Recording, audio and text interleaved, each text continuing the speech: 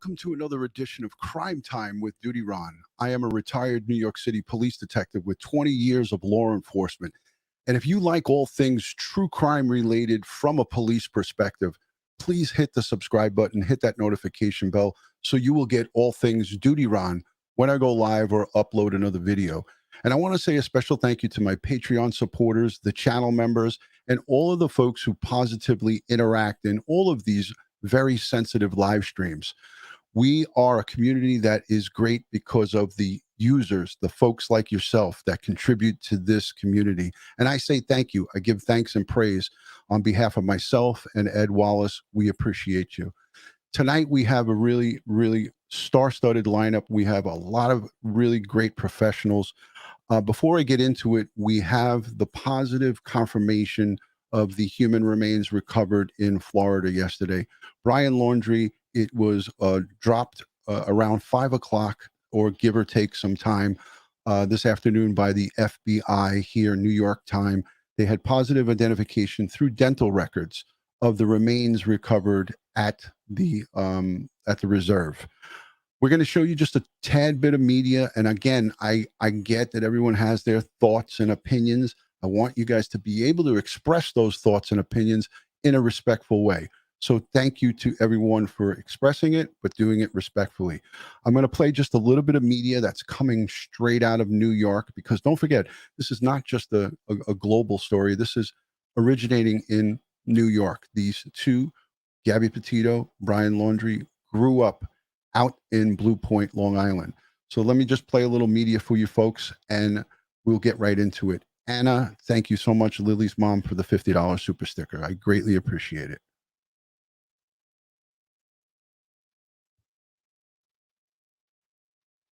That we told you about just a few minutes ago. The FBI has now confirmed human remains found yesterday in Florida are those of Brian Laundries. 24 hours later, we know who they found. Eyewitness News reporter Kristen Thorne getting the first confirmation just moments ago.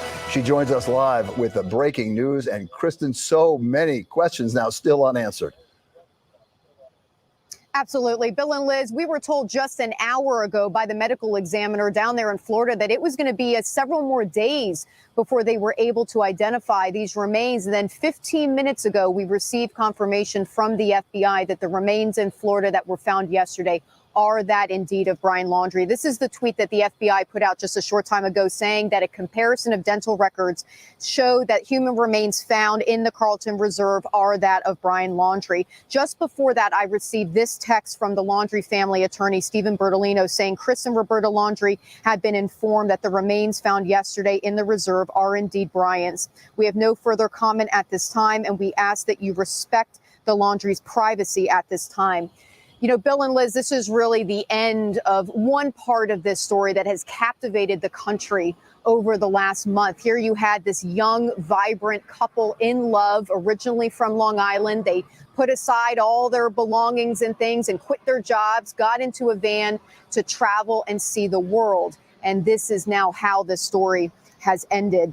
Yesterday, these human remains were found in an area of the Carlton Reserve that Brian Laundries' parents had informed the FBI back on September 17th that they believed their son had gone into this area of the reserve. And police have maintained a search presence in that area ever since. And one of the reasons they were doing that is because the water in that area is very, very swampy, but it does tend to ebb and flow. And they say that a backpack, notebook, and human remains, which were now being described as skeletal remains, were found in an area that Brian used to frequent, an area that he used to hike. And his father was able to locate, according to the attorney, a bag, what they call a dry bag. It's kind of like a hiking bag there yesterday. So what this does not answer, though, is all these other questions that we still have about this case and how much Brian's parents knew leading up to this. I also want to tell you, we did just get a statement from the attorney for the Petito family.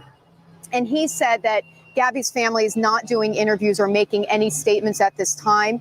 He says that they are grieving the loss of their beautiful daughter. And he says Gabby's family will make a statement at the appropriate time and when they are emotionally ready. So again, what we do not know here is all the things, did Brian Laundrie go into the reserve on that day that his parents said? Was it September 13th? How much did his parents know about what happened to Gabby? So indeed, while one chapter of this story seems to be coming to a close, the story that has captivated the entire country, I do think that leading into the next weeks ahead, perhaps months ahead, this story may still be developing. Back to you. What did he say to his parents? How much did they know? And don't forget the real autopsy, all the information we get from who killed Gabby. His DNA could be all over that. The police probably know that already, but they have not released any of that, right? Exactly. And that's why I think that, yes, this is really the information we were expecting that would come out of Florida. It happened a whole lot sooner than we expected, but this is in keeping with what we thought. But yes, there are still so many other things that we want to know about what happened leading up to this.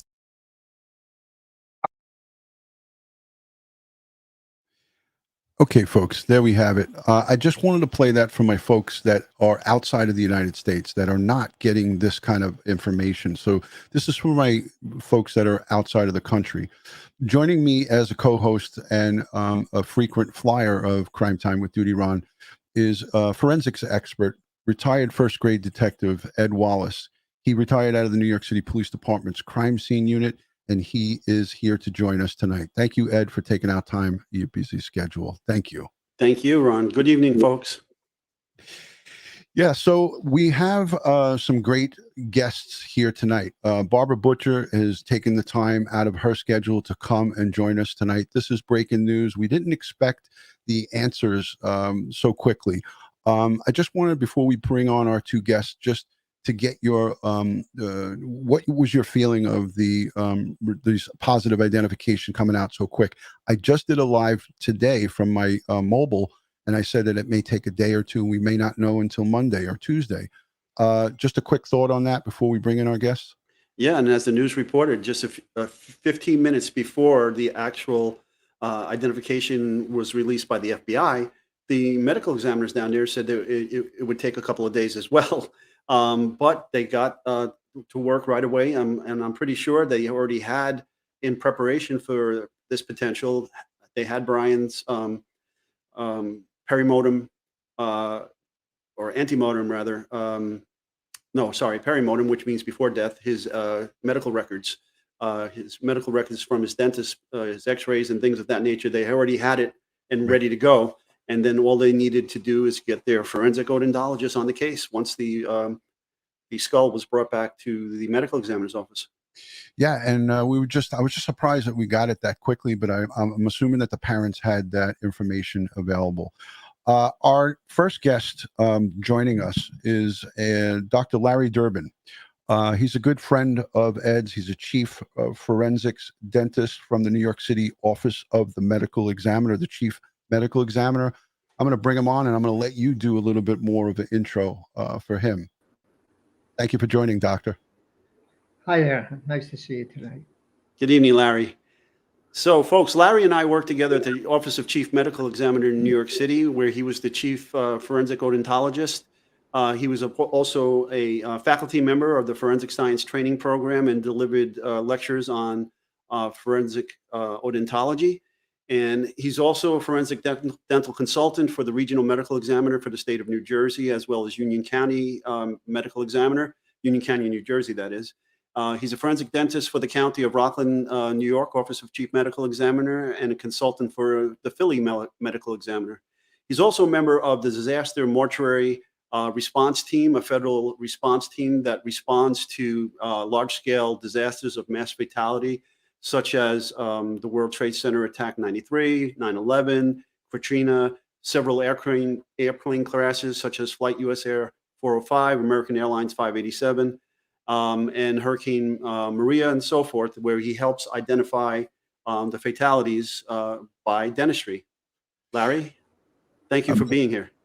Amazing, Doc. Great to see you, Ed. And thanks, Ron, for having me tonight. Yes, it's my pleasure. My pleasure, Doctor. And I also have a colleague of yours from in the past, retired chief of staff from the New York City Medical Examiner's Office. Yes. There she is. Everybody loves her. Chief of staff, Barbara Butcher.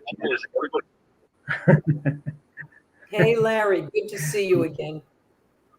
And great seeing you as well.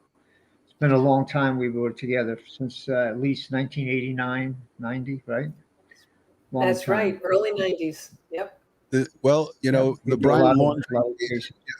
the Brian Laundrie case brings the two doctors back together. And I got to tell you, when Ed told me he was going to reach out to you, Dr. Dobrin, I said to myself, this is fantastic. But when I mentioned to Barbara that I was going to have you on, she said to me, I would love to be a part of it. So it was just like a family reunion. It definitely is. Absolutely. All three of us Yeah. together again. That's great. Mhm. That's great. Mhm. So I want to go first to Nothing like you, that. Dr. Dobrin. I want to go first to you and ask you. We had, according to the FBI, partial skull remains at the location out in Sarasota County. What's your thoughts on that process? Could you walk my audience through what a forensic dentist does? Just give them a brief overview of what goes on when that comes into your office. Sure. What type of exam and so forth. All right. Yeah. So the most important thing is that we look to see what remains exist, what condition they're in.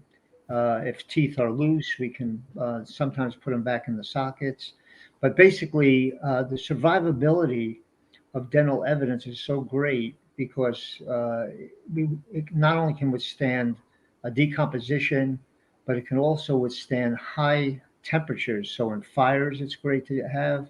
Anytime somebody can't be recognized, it seems that the survivability of the dentition is fantastic.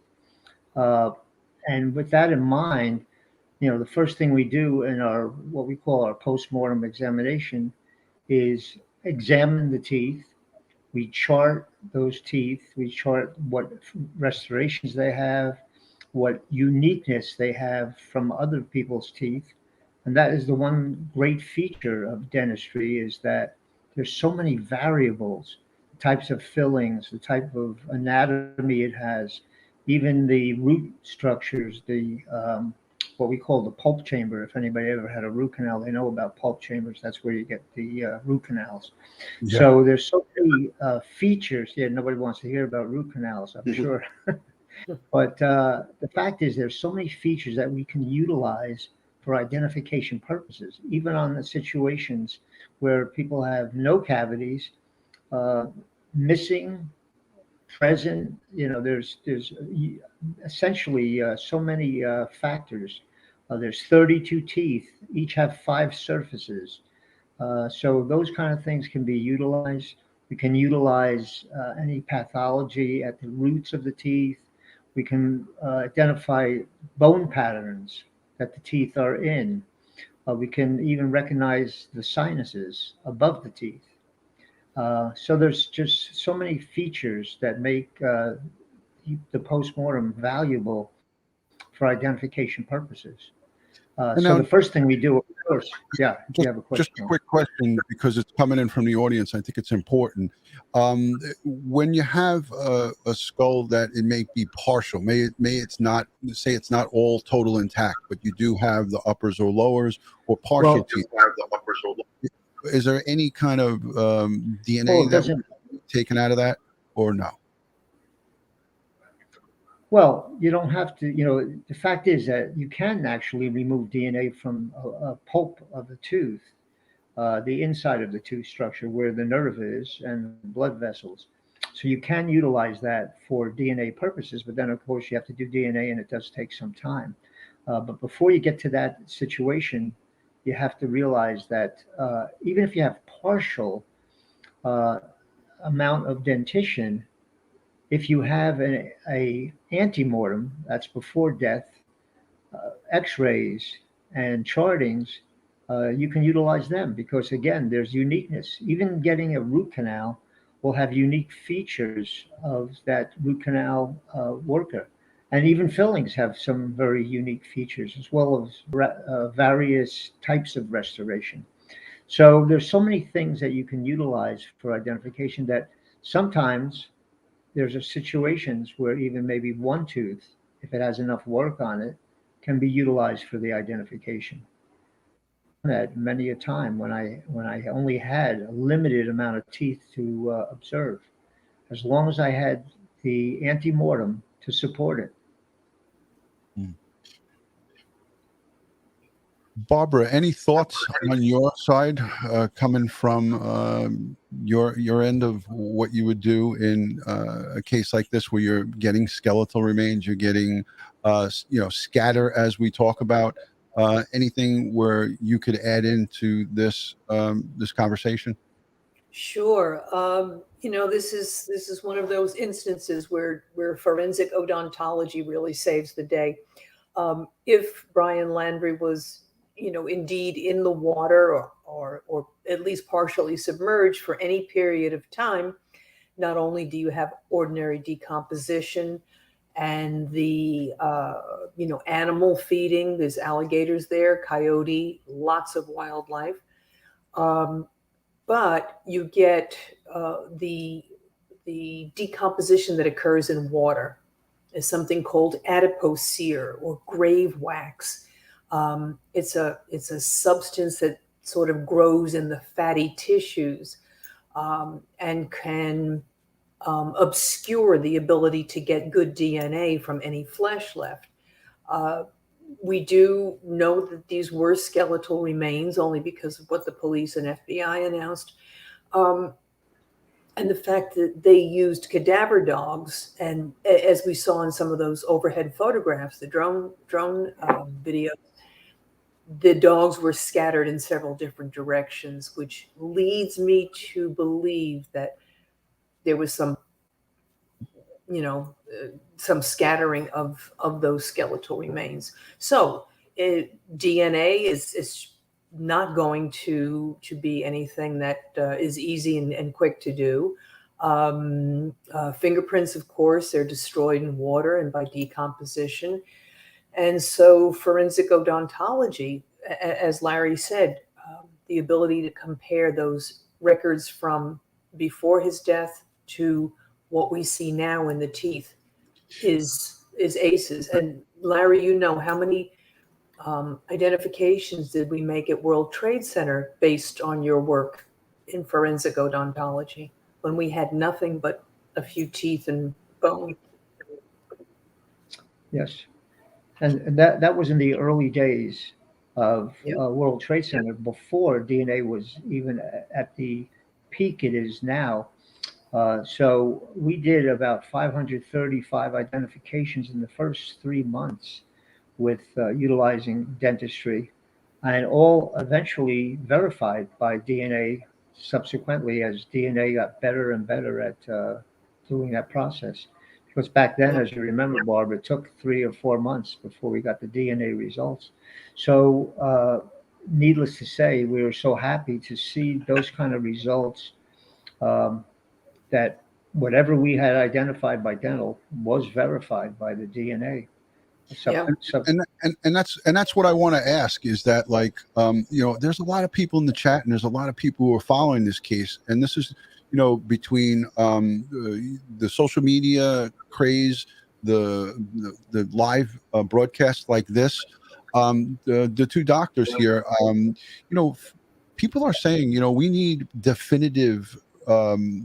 definitive answer to believe that this in fact is Brian Laundries' remains. How sure through odontology, how sure through bringing skeletal remains back into the medical examiner's office, how sure are we that we have in fact the remains of this individual? And I'll let either one of you two fight it out, but we need an answer to that. Well, I'll just start by saying that whenever we had a question, and even at 9/11, whenever we had a questionable ID, they did bring me in. We talked about dental, and every time I have to say that when we do a dental ID and say it is positively that person, it is 100%, and you don't get 100% in any modality of anything these days. Certainly baseball players hitting a ball. Look at their percentages, of hitting and what percentage is accepted. But when we do dental, we are 100% certain And if you have a certified, board certified forensic dentist say it is that person, they have to be 100% sure. And I have no problem with that. And I think Barbara would agree with me. When we come up with that positive, it's positive. And I have been questioned where DNA was a little different, or maybe a partial fingerprint was questionable, but brought up. I've even had victims' relatives say, get me the DNA, let the dental verify my fingerprint, let the dental verify the DNA. And we've done that. We've done thousands of cases, as Barbara knows. It's over 30 years I've been doing this. So I won't accept anything but 100% positivity when I So- say that person is that person. So, Dr. Dobrin, thank you so much for that, because there's so many people that are naysaying. There's so many people that have don't trust the FBI. They don't trust the local law enforcement. They certainly don't trust Brian Laundries' parents, because they've been so evasive and so quiet. And this is just human nature. So when we have the science behind this, when we have the folks from the medical examiner's office, folks like you and Barbara Butcher, who have successfully identified remains from the worst disaster, the worst attack on our country, the worst attack ever, September 11th. Those folks were, some of them buried and entombed in those remains until April of the following year. And you guys were so instrumental in bringing those folks home to their families, and my cousin was not recovered until April of 2002. He was a local 3 electrician at the World Trade Center, and I credit yourself and Dr. Barbara Butcher for identifying for my family a small part of his remains. And that's why Brian Laundrie, out in the potentially out in the wilderness in Florida, in the heat, in flooding conditions, there are skeptics. There are people out there that feel like, how do we know this is him? Barbara, anything on that for the folks that are listening? Sure. I would just echo what Larry said. I mean, just common sense. Even if you look into your own mouths, the audience here, you'll see that you'll have a certain kind of filling. It's a certain shape. Maybe there's a root canal, maybe a crown. So that's, say, 3 items. Plus the other teeth with their particular shapes and sizes and placement and irregularities. Just looking at your dental records from your regular dentist, they've taken x-rays, they've taken pictures. You can compare those to a T. I believe in the 100% reliability of forensic odontology. And as Larry said, every one of the IDs that they made, that he and his team made at World Trade Center, were confirmed by DNA later from the pulp of the tooth or the bone. So it's not only the teeth, but it's also reconfirmed by DNA to make it 100%. Sure. Yeah, they'll use multiple modalities in many cases. Absolutely, it's a check. It's a checks and balance. So it works together hand in hand. And what Larry does, there's 2 types of typical forensic evidence. We have class characteristic and individualistic. And what Larry does is usually 100% individualistic evidence to that person. Yeah. He's saying something. Yeah, no, I had him muted because it was feeding back. Go ahead, doctor. Yeah, if you even look at identical twins, which may have the same DNA, think of this. One of the twins is a piano player, and the other twin is a hockey player. Do you think there'll be some discrepancies in their teeth, cracks, lost teeth, etc.? You'll find differences even in identical twins. They just don't have the same environmental teeth. One likes sweets, one doesn't like sweets. One's going to have cavities, one may not have cavities. One may have a chip here, a chip there. So even with identical twins, their dentition will not be the same. Just what Barbara just was saying. There's so many variations. And I look for uniqueness, and that gives us the identification. Again, when you talk about skeletal remains, and it just so happens that the teeth, the hardest substance in the body is enamel. Enamel can withstand temperatures of over 1800 degrees. So even in very bad fires, house fires, you're going to find the teeth are always visible.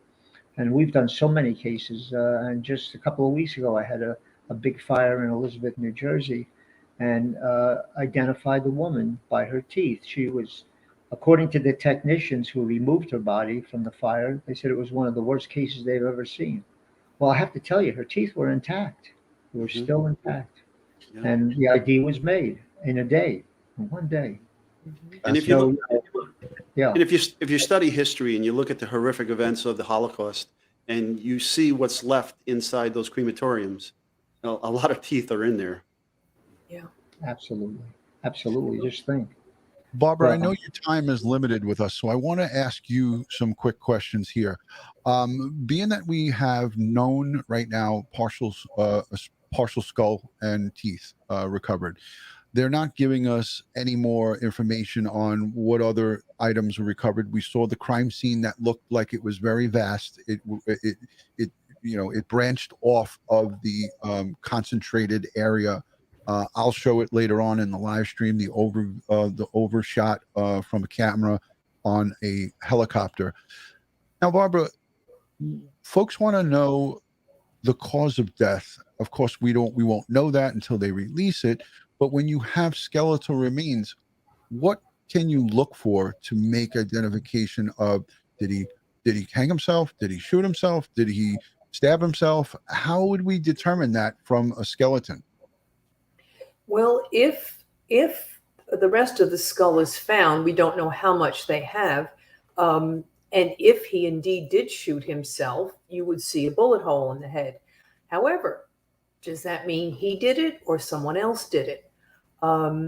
If he hanged himself, perhaps we would find a piece of cervical vertebrae with some tendons attached and a ligature, piece of rope or something.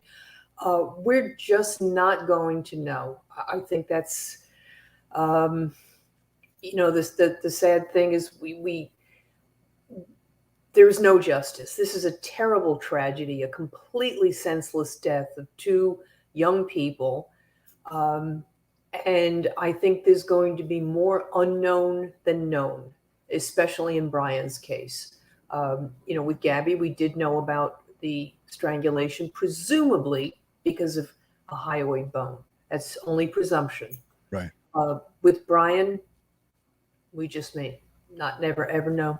Ed, do you have anything else you'd want to add to this, or a question with Barbara Butcher? Yeah, it also goes back to, again, now you have to bring in our other forensic expert, the anthropologist, to look at each and every one of those bones that were recovered, identify if there's any ballistic damage to them, knife damage to them, any animal bites or anything like that, anything that's associated with wildlife, things of that nature, what kind of damage is on those bones. And maybe they can tell also how they were disarticulated. I mean, how they were removed from the body. Because, a lot of times with this, they're tearing and pulling, and you have tendons and ligaments that are being torn and so forth and so on. And so that whole realm will fall to the forensic anthropologist to get a close examination of those bones. Yeah. And I see Dr. Dobrin shaking his head and agreeing as we are speaking about this. But, the main focus is today releasing the positive identification through dental records. Will, in your experience, doctor, I know you've got 40 years experience in this business, will they at some time release what they did, like what the procedure was of what they did to come to their identification, or are they just going to leave it as we identified them positively through dental records? Walk the audience, because they don't know how that goes. Walk them through that. Well, I'm going to tell you that something that is most important to remember, because I've been in court and they've asked me the cause and manner of death. And I said, I'm not the medical examiner and I don't determine that. That's why we have a medical examiner.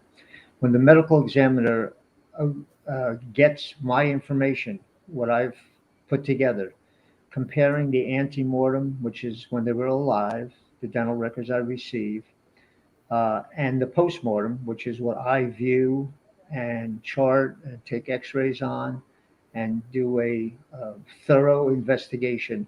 I present it to the medical examiner, who then looks at all the data that he has besides the dental and everything else. If everything else goes according to what he believes, he is going to make the determination whether it's a positive ID. I may make a positive dental ID, but the medical examiner has to have the faith in my credentials, my expertise to say that I go along with that dental ID, and I will say it is a positive identification. I always leave it up to the medical examiner. He or she is my lead and makes the final decision on those cases. But needless to say that the medical examiner needs to appoint somebody who they can trust, who they know has the education, the experience, the ability to come up with the results that will not certainly be anything contrary to what the medical examiner himself or herself thinks. So that process, whether or not they, go into the details of it, that will remain to be seen. Sometimes I present lectures, but I try not to invade somebody's privacy by showing or mentioning their names and going through everything in specifics. So when I do show cases, I don't even mention the name or the case of the person, just the types of things that we do to make sure that it's a positive identification. That was just an awesome explanation, and I thank you for that, Doctor. Barbara, I want to go to you quick, and I'm doing this fast because we're getting close to that 30 minutes. I know you got to run. She's got an engagement, and she's got some stuff early in the morning to do. How will we come down to pinpointing perhaps a time frame? There's arguments in the Twitter sphere and Facebook. He passed away on the 19th. He passed. How would we come up with I would imagine it's a guide of maybe a day or two or three or within a week. How does that work when you have these types of recoveries? The remains are so badly decomped that we're really just dealing with the skeletal or bones. How do they come up with an answer for that? It's a very, very difficult process. The perimortem interval, or the approximate time of death, when we have an intact body, it's about rigor mortis, liver mortis, alga mortis, the temperature of the body. In this case, as Ed said, it's going to be all about forensic anthropology. They're going to tell us a lot about that interval.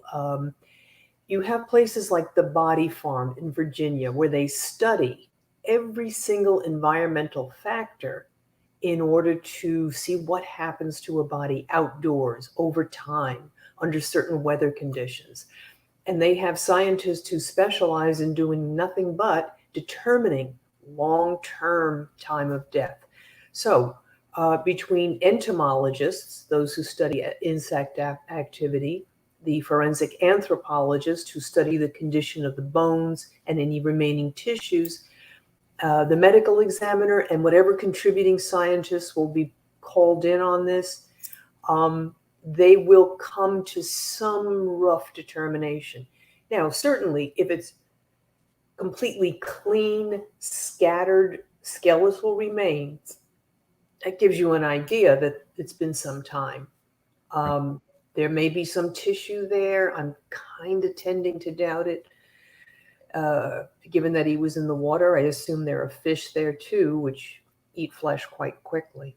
So this is going to be a really tough one. How did he die, and how long has he been dead? We may never know. Ed, any thoughts on that? No, she's 100% right, Barbara, as usual. And So all of these things and all these forensic disciplines will have to come in play here to work with the pathologist to try to get a rough time of death. Um, and then it's also possible a botanist may be used depending if there is any indigenous plant material and so forth, or sometimes you might even find a fish had laid eggs in a carcass, or wildlife have done other things, and all these things have been studied at the body farms. And so we have a rough idea of the times when certain insects get there, certain animals get there, and the effects on these bodies and so forth and so on. And so we'll try to gather up all that data and come up with that rough time of death. Again, it's not an exact science, but at this late stage in the game, and given the state of skeletal remains, it's going to be very difficult.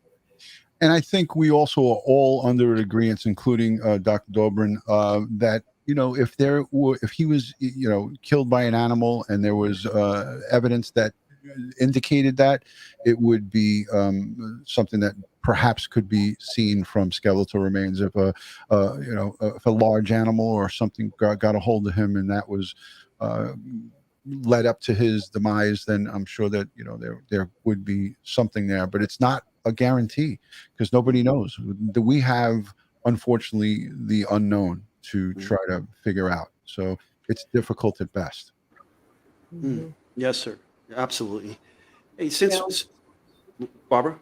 I'm sorry. I just wanted to say, Ron, that if an anthropologist and the pathologist saw evidence of animal feeding, an animal attack, still doesn't tell us, was that ante-mortem before death? Right. Was it the cause of death, or was it post-mortem after he was dead? Did animals feed and leave their tooth marks on the bone, or was that something that happened in an animal attack? Really, really hard to tell. Excellent. Excellent. That's absolutely true. How do you know? It's antemortem, perimortem, postmortem. That's perfect answer, Barb. As Ed said, as usual, you come up with them. Ron, since we have Doctor here, and it's very rare that we see a forensic odontologist in shows like this, why don't we let Larry tell the audience, how he would start his examination if he gets called in on a case like this, what he would need, what he would do. Absolutely. I'd love to hear it.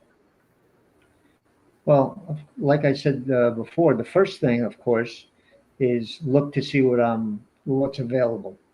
And again, what teeth are available, what parts of the skeleton are available for my viewing, and do a thorough examination of the oral cavity. Look at all the teeth, chart it. As I say, we chart every tooth, every single, and I think Ed said it before, every individual tooth we look at with a fine tooth comb. We chart those teeth. We say what teeth are missing, what teeth are present. Anything that we can find. We look at all kinds of anatomy of the teeth, rotations of teeth. You know that people don't have straight teeth, even if they've had orthodontics, sometimes their teeth start to move or shift. But there are rotations of teeth. Sometimes they're forward, back. One tooth is in one position, one tooth is in another position, 90 degrees, 180-degree angles, all types of situations. We look at all those features. Now, that's the clinical exam. Then we do what we call the radiography exam, and we take x-rays of the whole mouth, every tooth, and we look at those x-rays. Then we compare those x-rays to what we've charted.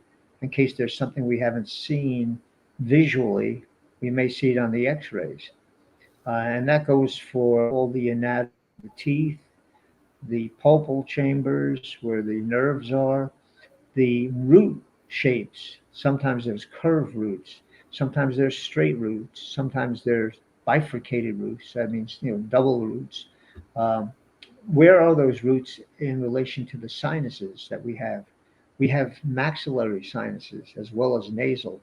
The maxillary sinus is, and sometimes, people get a toothache from a sinus infection because the teeth roots are high up and right close to or in the sinuses.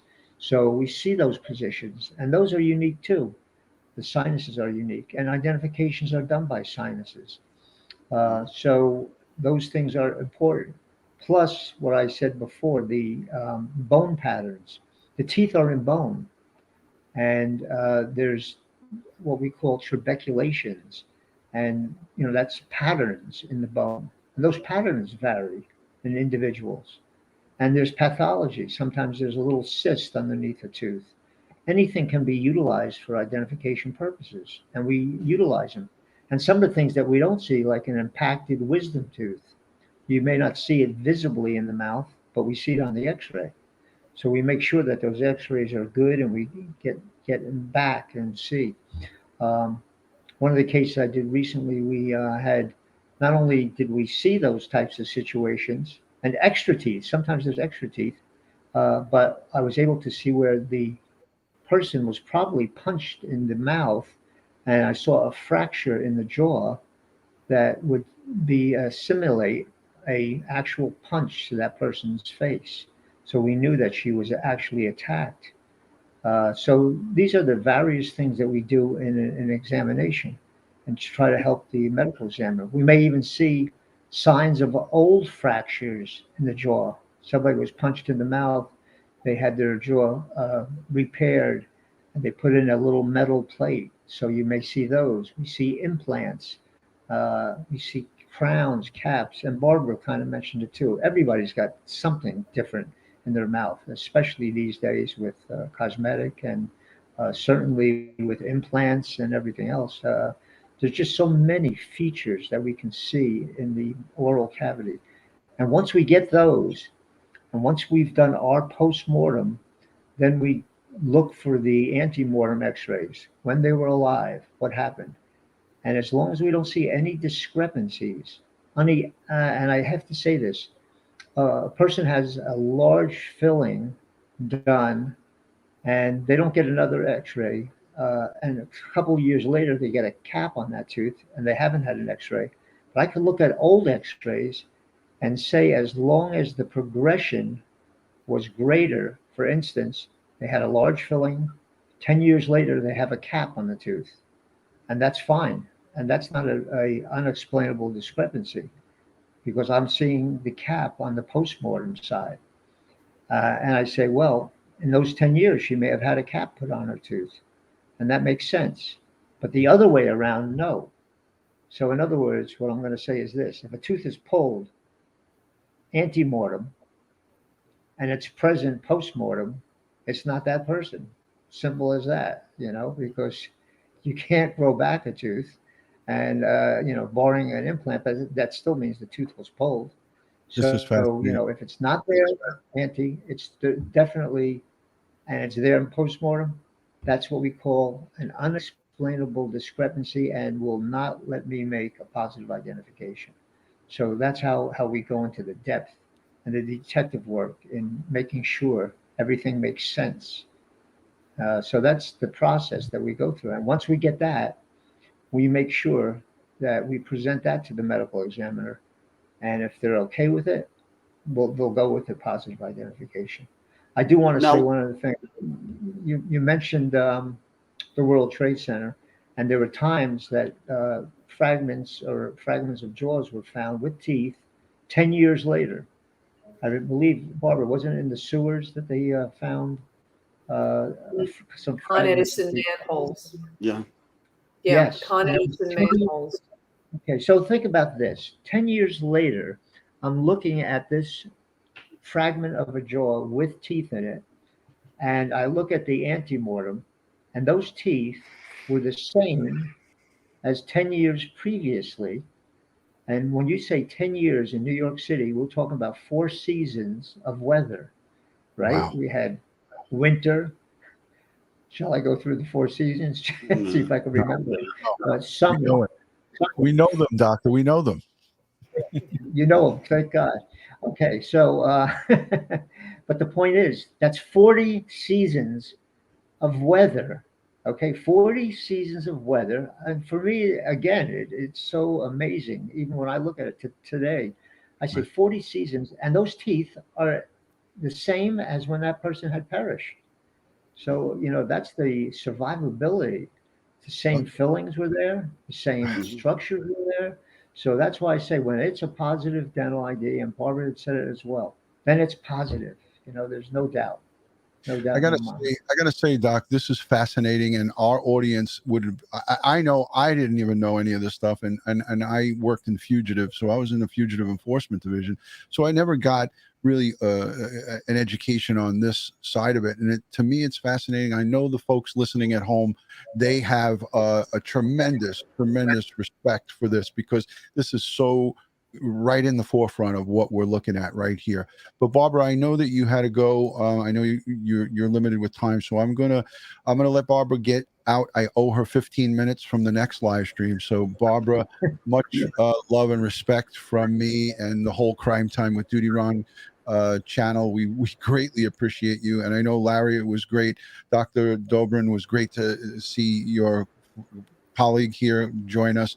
I hope that you guys can come back again together. We're not going to end with Dr. Dobrin yet, but we're going to let Barbara go. So, Barbara, any final words for some of the folks here? Just, so great to see you all again, and your fabulous audience, Ron. Good comments in the feed, and I look forward to seeing you all again soon. And stay safe, everyone. Good night, guys. Thank you, Barbara. Good night, Barbara. Good night, Thanks, guys. Barbara. It's good to see you as always. You look terrific. Looking great. All right.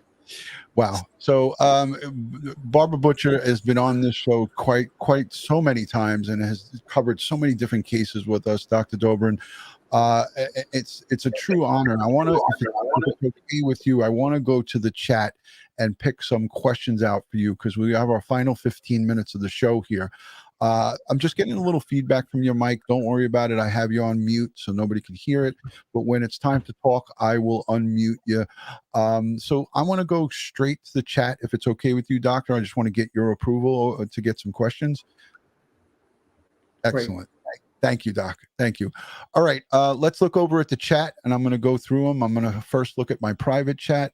Okay, Josh is telling me ding, ding, ding. Time to let Barbara go. Thank you, Josh. All right.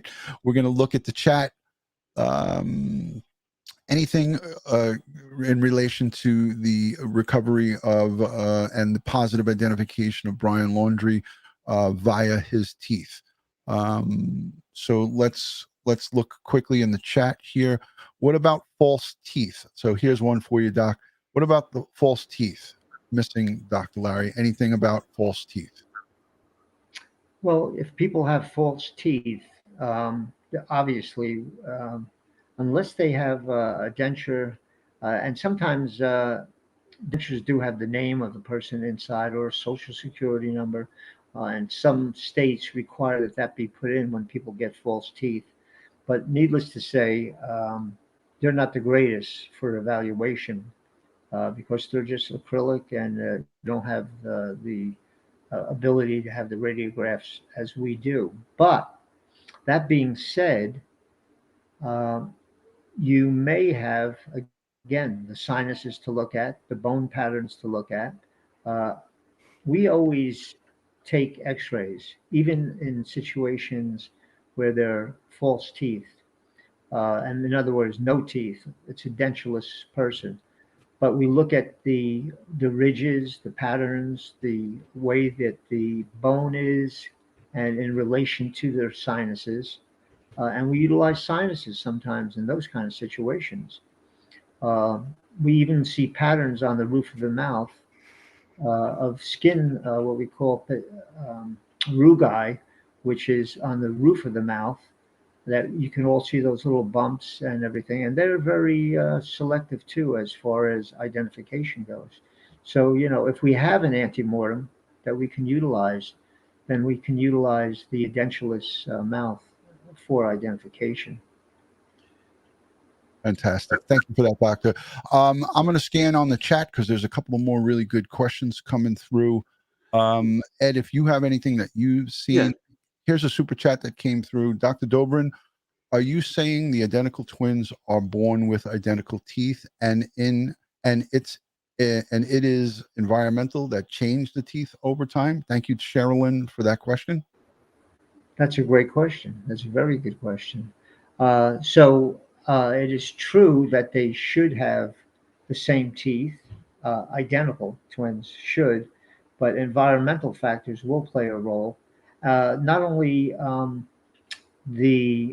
they eat or what they do, but the position which they come in may be varied. For instance, if one's a thumb sucker and pushes their teeth forward, and one is not sucking their thumb, identical twins don't do everything exactly the same, don't have the same habits. One may be what they call a tongue thruster and push teeth forward, and one may not. So again, it is more of an environmental. The teeth could genetically be the same. Yeah, they'll have the same DNA in those teeth as well. Right. But there are so many variables, and we know that between siblings who are identical, they're going to be varied. And so it is more environmental and not genetic. Thank you That's so for much sure. for that explanation, Doctor. Thank you. Hey, Ed, would you explain to the audience what our guests' expertise is one more time for the new people who are joining? Please, if you could. Dr. Larry is a forensic odontologist, so he is a dentist. He has his own private practice, but he also makes identification of remains through their dental records and his work and working with what was recovered from scenes. Now, Dr. Larry and I were on the Special Operations Mass Disaster Identification Team, and his booth was right next to my booth because it was almost like a production factory, the way we have it set up at the New York City Medical Examiner's Office. So a body would come in, unidentified body would come in from a mass disaster like 9/11, and then it would go through a series of workstations to be looked at by various forensic experts. So Larry would look at the dental records, do x-rays, and do everything that he was going to do. And then he would hand the body off to me, and then I would then do fingerprints from the body if they were applicable for the individual that came to me, if there were friction ridges that were there. And then I would pass the body on to the DNA people. So we were in that ID section like that. First was odontology, then it was fingerprints, and then it was DNA. And so basically Larry does what Larry just told us all, that he helps ID victims, unidentified victims, through their denture. Yeah. There's a pretty good question that we had that just came up, Ron, if I may. I noticed in the chat, what if you've never had a dental x-ray? Could you make identifications? And that is interesting. We get we do have good antemortem situations, but there's other factors besides the dental x-ray. So we can also base identification based on what teeth are present, what teeth are missing, what teeth were restored. We may have fillings, we may have missing teeth, as I said before, and what teeth are actually present in them can be a unique feature. So that is a possibility without an x-ray. The other thing is we look for x-rays other ways, maybe not a dental x-ray. If somebody had a chest x-ray, it is possible sometimes to see the lower teeth in a chest x-ray. Also, if anybody had any trauma to their head and had a lateral film or a frontal film taken, we can see the teeth in that. So those are two ways.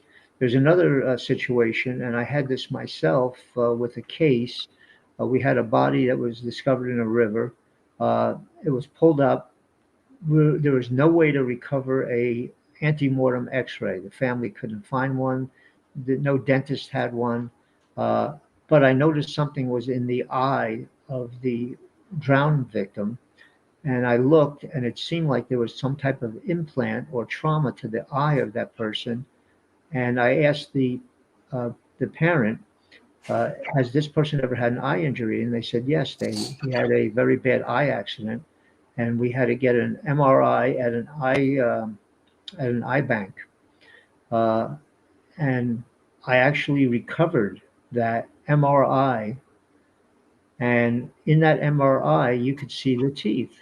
So those teeth were used to make the identification, and it wasn't a dental X-ray. It was a MRI or a CT scan, same thing. If we can get any type of film. And the last resort sometimes is even a smile picture, if it's of good quality. And I've done identifications based on that, where the person was smiling, and I was able to superimpose their smile on the post-mortem body. That's So we were fascinating. able to go, yeah, we had and do superimposition, and I just showed this case yesterday during a training session on forensics.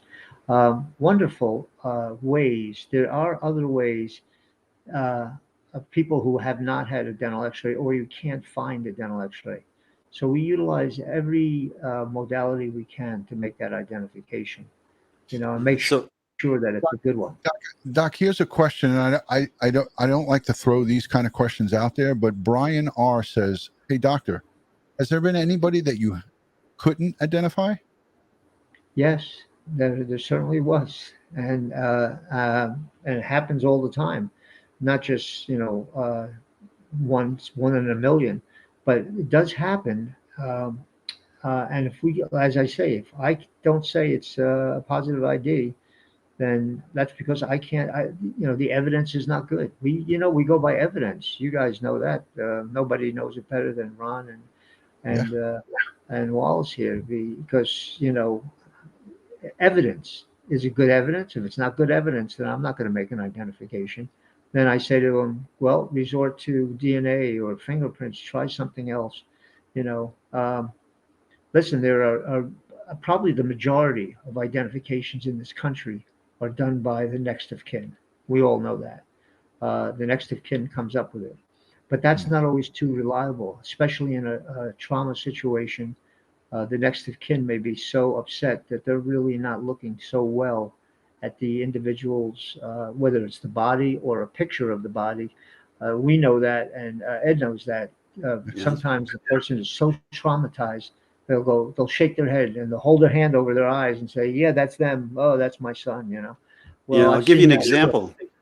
I'll give you an example, a good example. So we had two families from Italy on vacation here in New York City, and their families, part of their families went on a helicopter tour, and there was a tragic crash over the Hudson, and the helicopter went down and killing everybody on board. So there were these two teenage sons, one from each family, in the helicopter. When the bodies were recovered and brought back to the medical examiner's office, um, the families did visual identifications and identified the wrong children as being their child.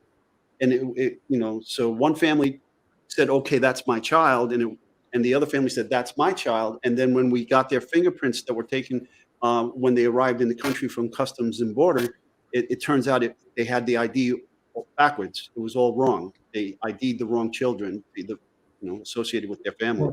Well, let me tell you, that was my case. I did that Yes. case, and interestingly enough, uh, the one who was misidentified had a front tooth filling. It was done so beautifully that you couldn't recognize there was a filling.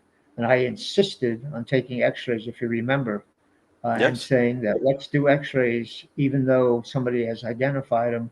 And once I took the X-ray, I saw that that tooth had a filling, and it was the other child, as you say. That could have been a rough situation for both the families and everybody else. But that X-ray, I know before, besides the fact that you did fingerprinting, I had done an Yeah. X-ray before that, and I Yeah. said that, and I just presented that case yesterday. Well, your work was done before my work, so Yeah. Yeah, that's the so way. I Yeah. said, So yeah, so they said, oh well, let's see who's right here, and you yeah, just verified what I had found out. That's a perfect that's right. example, Right. and again, it was a traumatic situation. I don't even like relatives looking at the situation, because even a minor trauma to the victim is so bruising to family, that their mind is not of a mindset of rationale. So, they're not going to really look and say that's definitely them. Yeah. It's just, it's tough situations. Ed, But that was a very, Ed and Dr. Dobrin, I just want to interrupt for a minute because we have 4,500 people in the chat here. And I just want to turn to the chat and say thank you to each and every one of you who are here and are putting out great questions. We are doing our best to try to answer as many of these questions as we can, but I can guarantee you this, Dr. Lawrence Dobrin will be back with us on another live stream in the near future to discuss further. It would be, if he has the time, it would be an honor and a pleasure to have him back here. But I want to just say to the folks in the chat, if you can, by just putting a raising your hand emoji or a number 1 in the chat, let me know if you like this type of expert to come on and give his analogy, his overview on cases like this. And I just want to get a little bit of a just a small, just pooling the chat, because I want to know if you guys really like this kind of stuff. I do find it fascinating because when we have chats like this, it gives us what we need to hear. It gives us the real definitions of what goes on an investigative perspective, from the police side, from the medical examiner side, from an odontologist side. This is, for me, just so important for us to get the information instead of just getting brief information released from the FBI without an explanation. This is stuff that I think is good for us for going forward, to have a healthy conversation. And this is about education. This is not about telling you guys this is how it has to be. We're giving this to you so you have a good grasp. If you're going to follow these criminal cases, it's better to know what's going on behind the scenes from the professionals who have done the job. He has walked the walk and talked the talk. You're looking at 40 years of experience here in the dentistry field and in investigation. So thank you so much, Dr. Larry Dobrin. It's such a pleasure and such an honor. And folks, let me just jump in. I'm sorry, Larry, go ahead. just reading these chats. You got a wonderful audience here, and it is a pleasure seeing these comments. And yeah, Ron, I'll come back and talk again to your crew, because they're very appreciative people. I've devoted my life to community service. I have been a forensic odontologist for 40 years, and I've done lots of different types of situations, including child abuse evaluations, going to court, testifying in court on bite mark evidence, etc. So those are just some of the main things I've done. But certainly, hearing from your audience, makes me realize that I've had some impact at least, and it's just a verification of what I've done over the years. So thanks to everybody who's made comments. Yeah, that's great. Without a doubt, Larry, without a doubt. And see, folks, if you haven't picked up on this already, he's not just an analyst. He's also an investigator. He's a gumshoe. He has to go out and find these other dentists and these documents and these x-rays so that he can do his work. So, I mean, he's not just waiting there for someone to give him the stuff. He goes out and he finds it. And that's what any good investigator does. So, Doc, any final words for the audience before we wrap up in regards to Brian Laundries' recovery? Anything that you could give some of these true crime enthusiasts that are out there? Well, let me say this, that if the education was done, and I know a lot of the people around the country, I believe if the medical examiner's office had agreed on the dental identification, there's no doubt that was done well. And I'm sure that they used a board certified forensic dentist to make that analysis. There's only 87 of us in this whole country that are board certified.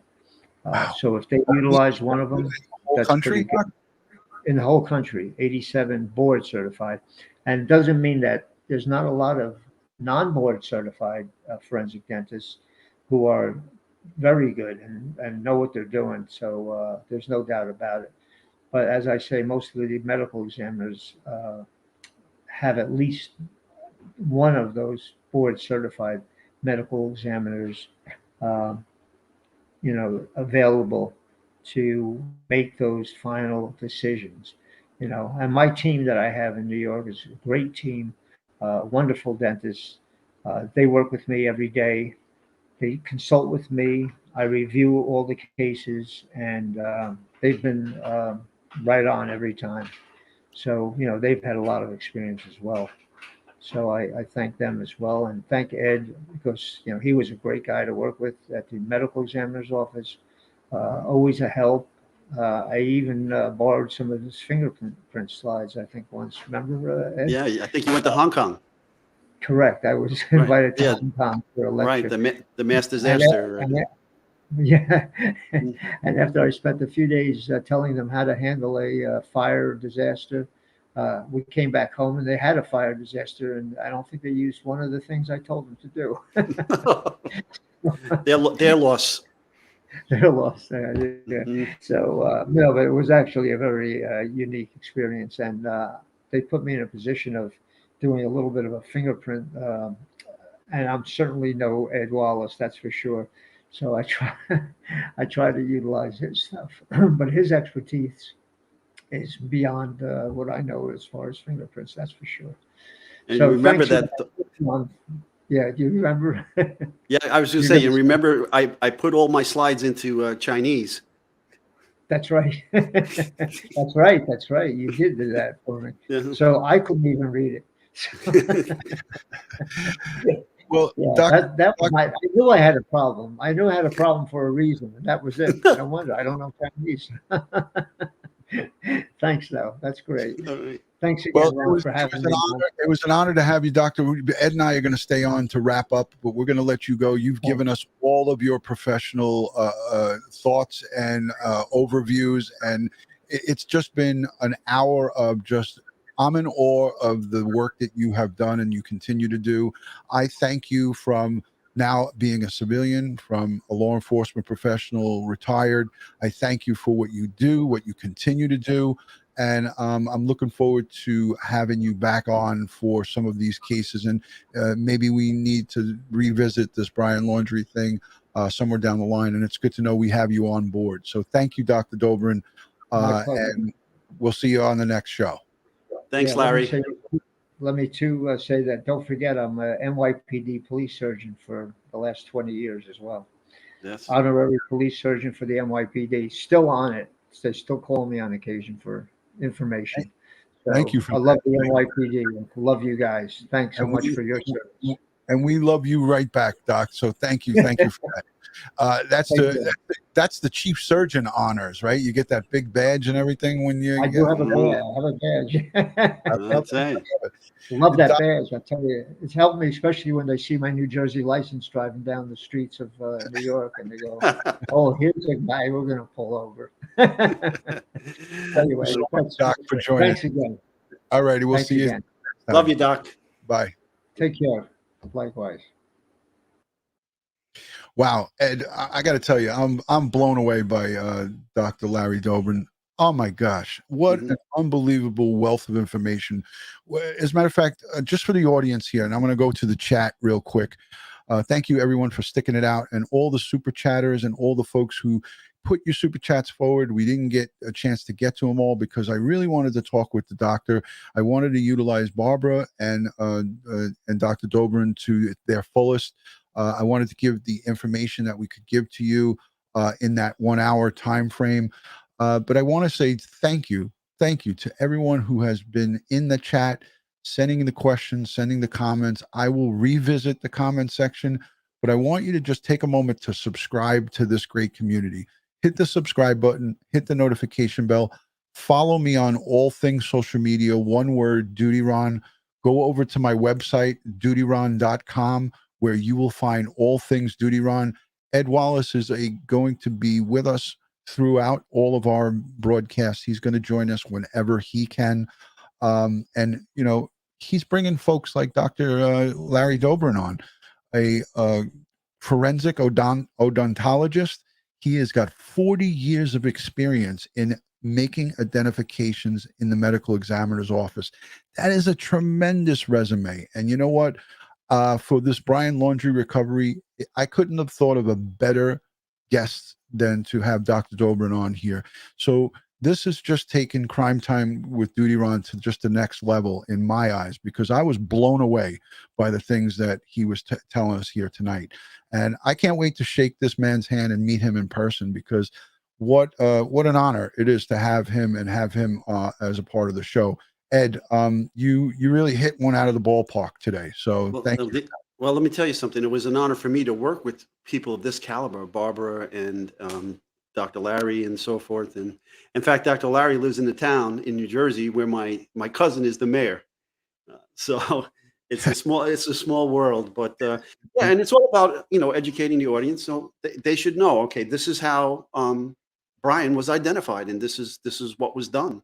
Right. And what was fascinating, my takeaway was that he said in his own words that dental identification is 100%. Mm-hmm.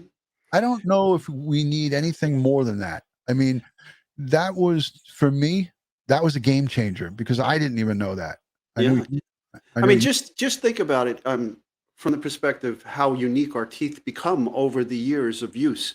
You could take a footwear. You get a shoe brand new out of the store. You start to wear it. Well, you start to get some defects in from things you stepped on, and the way you wear pattern, the way you walk, and you have these patterns. And so you take something that was just a class characteristic where the pattern of that sole can be on millions of shoes, and then you made it uniquely yours. And that's the same thing that happens to your teeth over the years. Okay. And no two people should technically have the same teeth. Yeah. Yeah. And again, it's almost like it's almost like when we talk about fingerprints, they don't lie, Mhm. So Well, that's what I love about forensics. It doesn't lie. It's science. yeah. People lie. The science don't lie. Right. And that's what's fascinating about investigative work. You hear people, oh, I want to become CSI. I want to do this stuff. I want to look at what they do on they look at these movies and these shows. This is nothing like the shows that you see on TV. This is real. This is real life. And have Dr. Larry Dobrin come on, and Dr. Barbara Butcher and things of that nature, and have guys, like yourself with the expertise in forensics and DNA and crime scene, blood splatter. What did you say? What'd you say? Spatter. Okay. I said spatter, Ed. Come on. Okay. I didn't say splatter. I said spatter. Thank you, Brits Kerrick, for the $20 super chat. Thank you for a fantastic and fascinating show.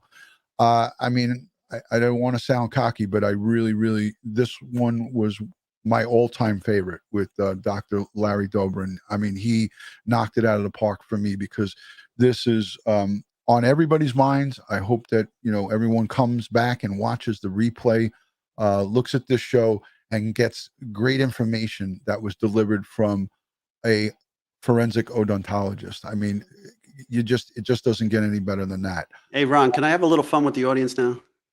Just quickly before we do that, I want to say tomorrow morning I am going to be in Manhattan getting the squamous cell carcinoma. I have skin cancer on the top of my head. I'm going to have that removed. I thank you for the prayers. I thank everyone for the emails, for the text messages, for the support on social media. The sun is not our friend. So I'm just going to tell you as a PSA, cover yourself up. Make sure you put sunscreen on. Make sure you wear a hat. I have several spots on the top of my head, but I'm going to have one removed tomorrow by surgery. I will be okay. I will get through this, but it is the second level of skin cancer. You don't want to get melanoma because it is deadly, but squamous cell carcinoma is right in the middle, and it's not good. I had basal cell, which is the lightest. So tomorrow morning I'm going to go. Joey Brooklyn's going to pick me up from the surgery center and drive me home. So thank you for that, Joey Brooklyn. But let's have some fun with people in the chat. Okay. Well, first of all, I'm going to be praying for you, brother, and I know you're going to be fine. And I want you to give me a call when you get home when you come out from the anesthesia. With that said, after several of these chats, we see in the in the chat room that people constantly comparing our guests to movie stars, Hollywood types, musical people, sports people. Like yesterday, the other day with Dr. Joni, they said she looked like Ashley Judd, and they had all kinds of comparisons for me. over the last couple of chats. I went from Kevin Costner to Richard Gere to Alec Baldwin, and they're all over the place. But what do you think about Dr. Larry tonight? Who do you think he looks like? Let's have it. Let's have it in the chat. What does everybody think? What is Dr. Larry? Who does he resemble of a famous movie star or actor or whoever? I'd like to see what comes through the chat, because we're going to get some interesting comments. I know that, and I'll highlight them as they come through. I know from the thousands of my training courses that I did with Larry what the students told me he looked like. So I'm waiting to see if any of the chatters here can come. That was not nice. Captain Kangaroo. Oh, damn. And that's a New Jersey emblem there. Locals unite. Benny, go home. Oh, hey, I'm a Benny. What are you doing here? I'm a Benny. I have a house in Beach Haven West. Here it comes. Gene Wilder. There you go. That's one. Okay, and there's somebody else. Gene Hackman. I don't know about that, but I could see it a little bit. But there was a combination of Gene Wilder and somebody else. Who would that be? Okay, I see that too. Malcolm. Yes, I see that. I can see that. There it is. I see it. James Caan. There it is. Emily, you got it. So he's a combination of James Caan and Gene Wilder. What do you think? Is that accurate? I think definitely James Caan, no doubt, and a good combination between the two. James Caan with hair. So next time the good doctor, Dr. Larry Dobrin, comes on, we're going to refer to him as James. Yeah. Well, he was out at a restaurant once. He tells the story to my students. He was out at a restaurant once, and look at that one. Bob Ross. Bob Ross with the hair. Yes, you have happy mistakes. You don't have accidents, right? You have happy mistakes. Okay. Anyhow, so he's at a restaurant with his wife, and some people came up to him for the autograph because they thought he was James Caan, and he kept saying, "No, I'm not James Caan." And his wife, come on, give him the autograph. You know who you are. You guys got a lot of good stories, and you know what? I can't wait to get together with Dr. Dobrin and Barbara. I'm going to invite the four of us to come out, and we could bring our significant others, or we can go solo. But I'd like to go out into the city and maybe have a dinner with all of us together in the future. You know, I know the holidays are coming up, but maybe after the new year we can get together and we'll go down and we'll sit in Becco's and have a little bit of an Italian sit down. My treat. I'd like to take everybody out and have a little dinner and some drinks, some adult beverages. Just one last thing. Somebody was saying about Captain Kangaroo. He was I understand from an interview on Johnny Carson with another fellow actor that during World War II, he was the bravest Marine that this actor had ever seen. So many people don't know that. Well, there you go. Yeah. So I got to say quickly, I am just blown away again by your expertise, Ed. The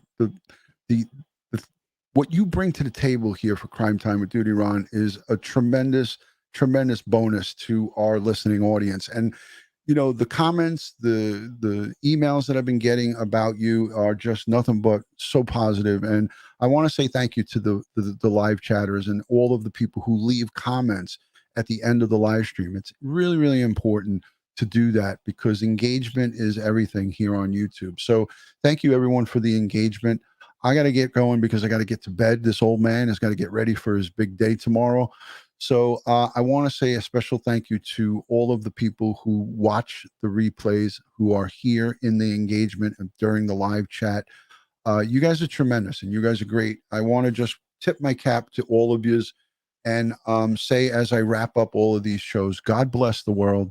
God bless the United States of America, and God bless each and every one of us here in the chat, but especially all victims of crime and their families.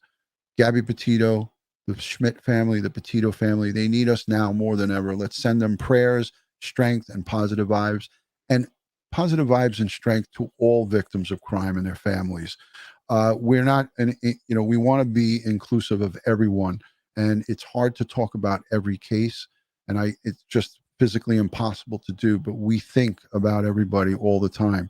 Ed, thank you for joining. Thank you so much for everything that you do here on Crime Time with DutyRon. And I will see all of you on the next live stream. You got any final words before we go? All right. Remember to pray for Ron tonight for his surgery to go well tomorrow, and stay safe out there. And we'll see you on the next show. Thank you, guys. Good night from New York.